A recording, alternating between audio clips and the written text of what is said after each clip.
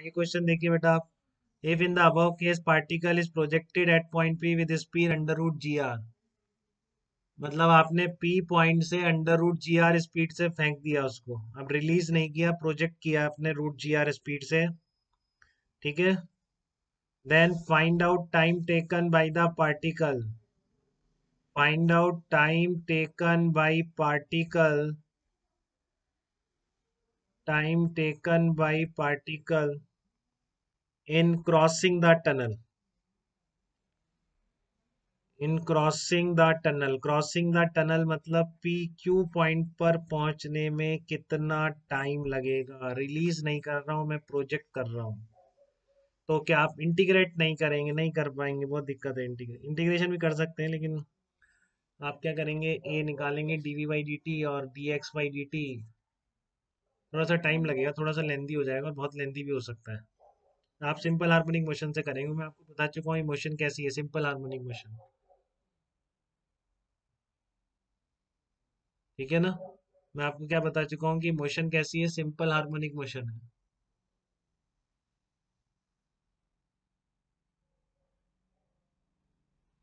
तो आपका यहाँ पर क्या होगा बताओ। आपने रूट जी आर स्पीड से प्रोजेक्ट किया, अंडर रूट जी आर से, और ओमेगा आपको पता है, ओमेगा कितना है इसमें वो आपको पता होना चाहिए, under root G by R. ये आप याद भी रख सकते हैं बेटा, कोई बुराई नहीं, और याद भी हो जाएगा 2 pi under root l by g, तो सबको याद होता है सिंपल पेंडुलम का। तो टनल जो सेंटर से पास हो रही है उसका टाइम पीरियड भी वही आ जाता है, ठीक है।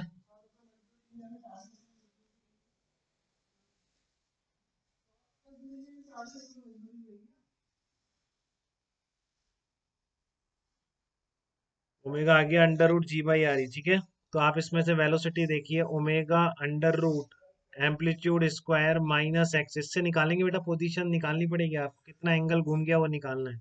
अब ये प्लस ए पर नहीं है, तो सर्कल में इसकी पोजीशन लोकेट करनी है बस एक बार, फिर तो एंगल कितना घूम गया उससे निकाल देंगे, ठीक है। बात समझ रहे हैं क्या मेरी ये चीज?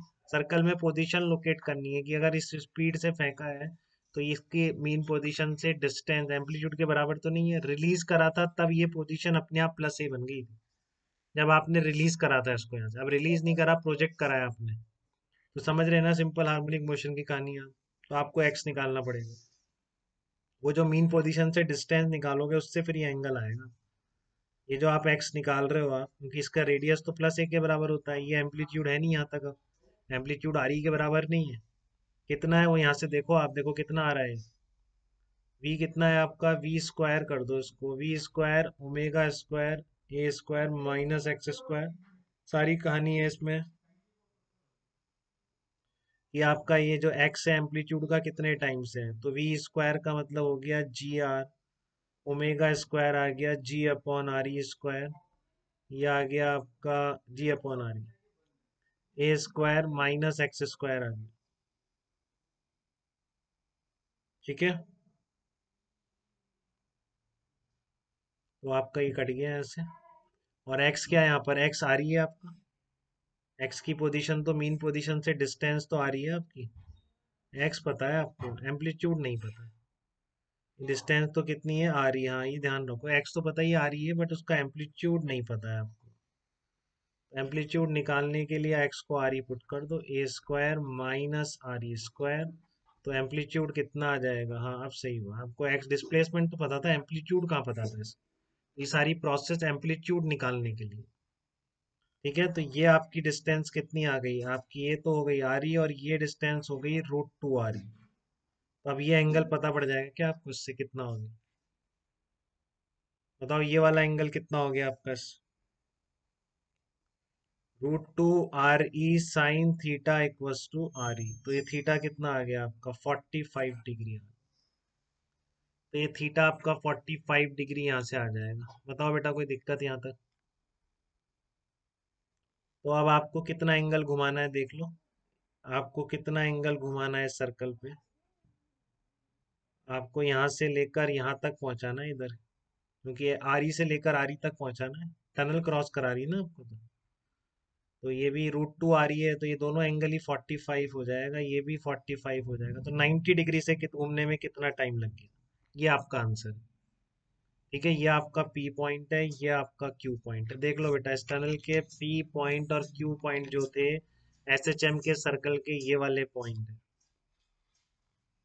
ठीक है, तो आपको कितना एंगल घूमना है, पाई/2 घूमना है, पाई/4 प्लस पाई/4, पाई/4 प्लस पाई/4 equal to omega into t. सारी कहानी सर्कल से निकल आती है अगर थोड़ा सा ध्यान से किया जाए। √g/r इंटू टी, तो कितना टाइम लग गया इसको, पाई/2 √re/g। फटाफट आंसर निकल आया। ये पूरी टनल क्रॉस करने में कितना टाइम लगेगा। बट अगर आपने सरफेस से रिलीज कर दिया तब तो बहुत ही आसान है, क्योंकि आपको एम्पलीट्यूड भी वही हो जाएगा, 90 डिग्री से घुमाना है।